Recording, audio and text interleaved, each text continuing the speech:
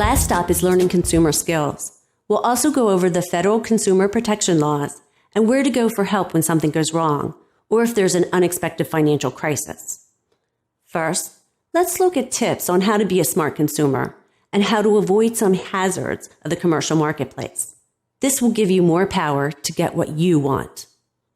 There are powerful forces out there that influence us, and often we're not even aware we're being influenced. Enormous sums are spent to study us like mice so that advertisers can influence our purchases.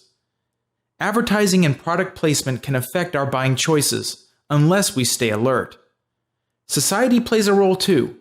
Human nature is to want what other people have, but if our financial goals are truly important to us, they are worthy of the discipline to avoid temptation and stick to our spending plan.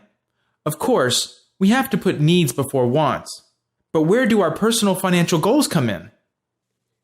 Well, I know I get tempted, but when I do, focusing on my financial goals helps me stay on track.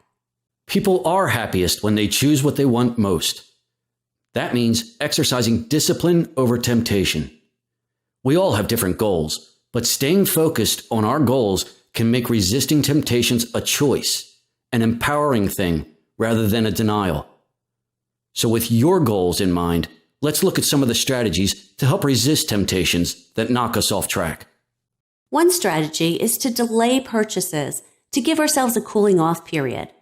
The extra time allows the temptation or emotional response to pass. Advertising, salespeople, and their techniques can create a detour in our path to our goals. Having shopping trips before you have buying trips. Go home and think about it. Check your spending plan and your goal. Ask yourself if this purchase truly fits. To illustrate our next consumer strategy, here's an experience I had when I was buying a car. I did my research. When I walked into the dealership, I knew exactly what I wanted and how much I should pay for it. It was a fair price, and it seemed like an open and shut case. The salesman said he couldn't match my price, so I said okay and used walk-away power. I didn't even reach my car when the salesman stopped me. When I used my walk-away power, he was suddenly willing to make the deal on my terms. As consumers, we all have the ultimate negotiating tool. We have the power to walk away. Another example of negotiation happened to me not very long ago. I have a high deductible health insurance plan and needed an operation. The anesthesiologist at the facility did not have a contract with my insurance company. So when the other doctors took negotiated rates for their services, the anesthesiologist charged full price. I was responsible for the cost of the operation since it was under my deductible. So I gave the anesthesiologist's office a call and asked for any discounts they could apply. In that 10-minute phone call, they reduced the bill by $1,000. Remember, it's your money, so never feel embarrassed to ask. The worst that can happen is they say no. Remember, research, negotiate, and walk-away power are all tools you can use. Comparison shopping is our next topic. Comparison shopping is a consumer skill we should all use. Let's look at one of my favorite products, coffee. How can we tell which package of coffee is the best bargain? In this case, we have a generic store brand in a 14-ounce size and an 11.5-ounce size of a Hawaiian Deluxe Premium coffee. Now, the Hawaiian Deluxe Premium coffee is $14.50, and the store brand is $18.50. But of course, the store brand is bigger and has more coffee. But which one is the better buy? You might think the store brand is cheaper, but it's not. Most people think the generic brand is always cheaper, but that's not necessarily true. People also assume the bigger sizes will save you money, but that's not always the case either. We shouldn't assume. The only way to really know the best deal is to look at the unit pricing. Unit pricing allows you to compare the price per measurement unit to find the best buy despite the different package sizes. In this case, we are looking at $1.26 per ounce compared to $1.32 per ounce. And you can see the Hawaiian Roast is cheaper at $1.26 per ounce.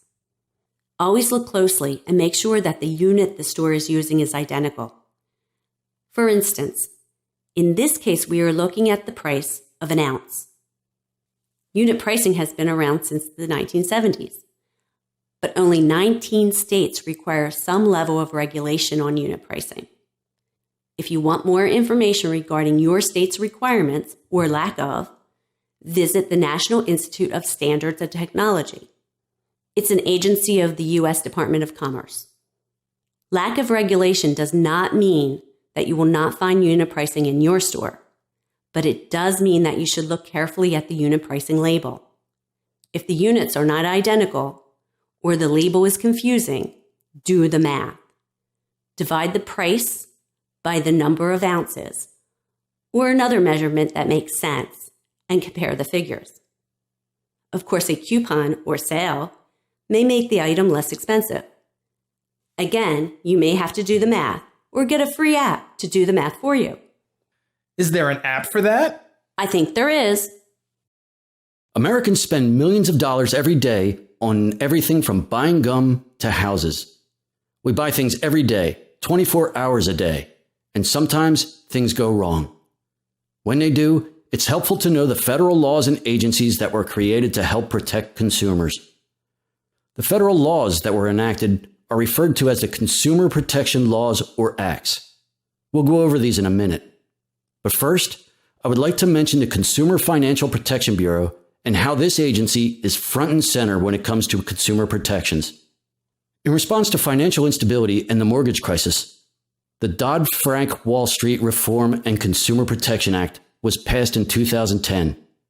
Among other protections, this act created an independent agency to set and enforce clear, concise rules for financial marketplace. This enforcement agency is the Consumer Financial Protection Bureau. It is focused on protecting American consumers in the marketplace for financial products and services. They promote financial education, enforce federal financial protection laws, restrict unfair and deceptive practices, take consumer complaints, write rules for financial institutions, as well as supervise those institutions. You can see why it's an important agency to know about. You can submit a complaint regarding a financial product or service, get assistance, and learn more about consumer protections from the Consumer Financial Protection Bureau. The website is www.consumerfinance.gov. Now that we know something about the agency in charge of financial protections, let's go over some of the consumer protection laws.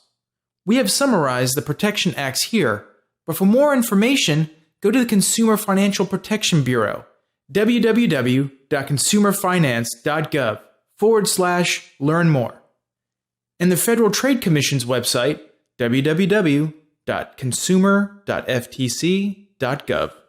The Equal Credit Opportunity Act, ECOA, prohibits banks and lenders from denying credit or imposing different terms or conditions based on race, national origin, religion, age discrimination, sex, marital status, or public assistance status, although factors such as income, expenses, debts, and credit history are items the credit grantor may use to determine creditworthiness. The Truth in Lending Act, or TILA, is designed to inform consumers by requiring lenders to disclose information about terms and costs of credit prior to extending the credit. This act is sometimes referred to as Regulation Z. It requires uniform and standard disclosures of costs and charges so that the consumer can compare loans. Specific rules vary depending on whether the credit is open-end credit, as in credit cards, or closed-end credit, such as car loans. There are also special rules and disclosures for mortgage transactions. TILA introduced the annual percentage rate calculation mandated for all consumer lenders. In addition to providing a uniform system for disclosures, the Act protects consumers with its many rules. For example, it limits personal liability to $50 on unauthorized credit card charges. It also provides homeowners with 3 business day right to cancel a loan on any non-purchase credit transaction secured by the consumer's principal dwelling. This is known as the right to rescission. This act does not tell financial institutions how much interest they may charge or whether they must grant a consumer loan. The Fair Credit Billing Act, FCBA, applies to open-end credit, meaning credit cards and revolving charge accounts. This act protects consumers dealing with billing errors. If you have ever been charged twice for an item or been billed for an item you've never received, this is the act that spells out your rights and what steps are needed to dispute a charge. The consumer must write the creditor at the appropriate address for billing inquiries. The letter must contain the consumer's name, address, account number, and description of the underlying billing error. The letter must reach the creditor within 60 days after the bill that contained the error was mailed or received. The creditor must acknowledge the complaint letter within 30 days after notification and then has 2 billing cycles, a maximum of 90 days, to resolve the dispute.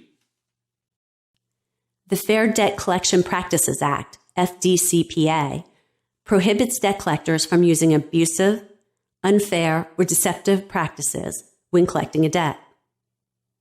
This act does not cover collection practices by the original creditor, that is, the person or business that had originally lent you the money. A few of the restrictions on debt collectors are listed here, but if you are ever faced with a debt collection situation, more information can be found at www.consumer.ftc.gov. In general, a debt collector cannot be abusive or harass you. They are not allowed to threaten you with violence or use obscene or profane language. They are not allowed to make untrue statements or misrepresent themselves. For example, they cannot claim they are from a government agency or law enforcement, or falsely accuse you of committing a crime. There are also rules on when and where a debt collector can call you. For instance, unless you state otherwise, debt collectors should not call you before 8 a.m. or after 9 p.m. They also should not call you at work if you have already let them know you are not allowed to get calls there.